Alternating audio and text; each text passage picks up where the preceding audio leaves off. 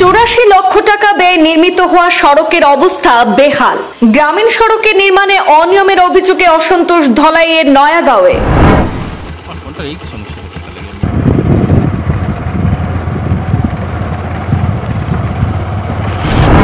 নিম্নমানের কাজ এবং অসম্পূর্ণ নির্মাণে সাধারণ মানুষের দৈনন্দিন যাতায়াত এখন প্রশ্নবিদ্ধ। সংবাদ মাধ্যমের মাধ্যমে সরকারের কাছে সড়কটি যথাযথভাবে নির্মাণের দাবি স্থানীয়দের।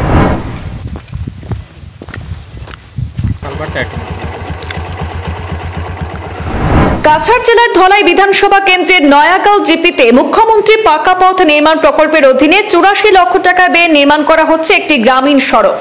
সড়কটি নির্মাণ করছে পূর্ত বিভাগের সোনাই ধলাই ডিভিশন।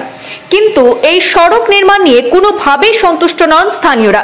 তাদের অভিযোগ, পশ্চিম নয়াগাঁওয়ে সেখানে নিম্নমান এই সড়কটিতে চলছে অতি নিম্নমানের কাজ। প্রথমত, 1 কিলোমিটারের সেই সড়কের বিভিন্ন স্থানে সড়কের উচ্চতা 1 ফুট বা 2 ফুট রাখা হয়েছে। তাছাড়া সড়ক নির্মাণে কোনো মানকে তোয়াক্কা না করে নিজের ইচ্ছে মতো মাটি পাথর ফেলে তার উপর ব্লক বসিয়ে সেরে ফেলা হচ্ছে নির্মাণ কাজ। এলাকাবাসী এই সড়কের এস্টিমেট সম্বন্ধে কোনো কিছুই জানেন না। তাদেরকে কোনো কিছু না জানিয়ে ঠিকাদার নিজের ইচ্ছে মতো কাজ করছেন বলে অভিযোগ। বারবার কাজের এস্টিমেটের ব্যাপারে জানতে চাইলেও এলাকাবাসীদের জানানো হয়নি কিছুই। 2023 সালে শুরু হয় সড়কের কাজ 2025 পেরিয়ে যাওয়ার পথে, কিন্তু এখনো পর্যন্ত সম্পূর্ণ হয়নি। বিভিন্ন স্থানে রাস্তায় জল এখনই সড়কে ওঠার মুখোমুখি। এই অবস্থায় এলাকাবাসীদের দীর্ঘদিনের স্বপ্ন এই সড়কটি এভাবে নির্মাণ করা হলে সেটা এলাকার মানুষের কোনো কাজেই আসবে না বলে ধারণা স্থানীয়দের।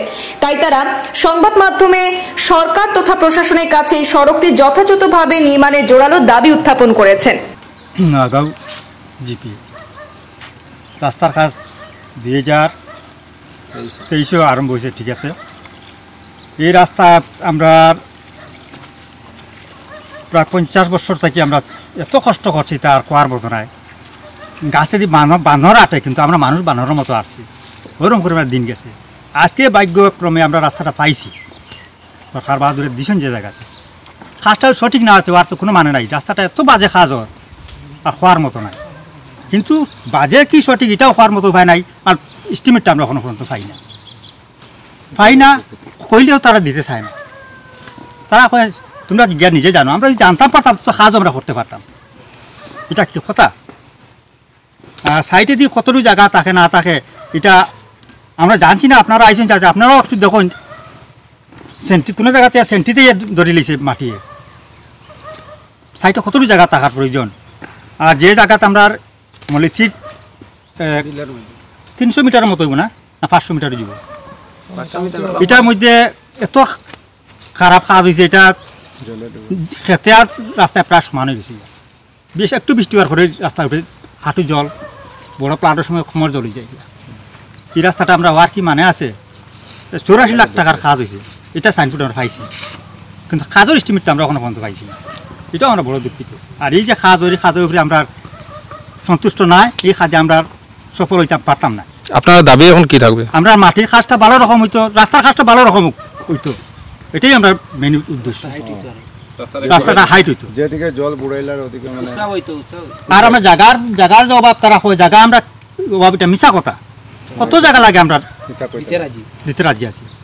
আমরা জায়গা লাগে কোনো অসুবিধা নাই, কারণ আমরা এত কষ্ট করছি। আমরা টিলার দিকে আমার টিলার লাগে জায়গা নেও, যে মাটি নেও, তোমার টিলার মাটি নেও। আমরা মাটি দিতে চাইছি, তাতে লগে আমরা কইলে খারাপ পাইবা, খারাপ পাওয়া কিছু হাঁস মুরগিও খাইতে দিতে দিছি আমরা। তবুও আমরা মাটি নেও, রাস্তা ভালো করে করো। এটার মধ্যে আমরা কি প্রবলেমটা রইল?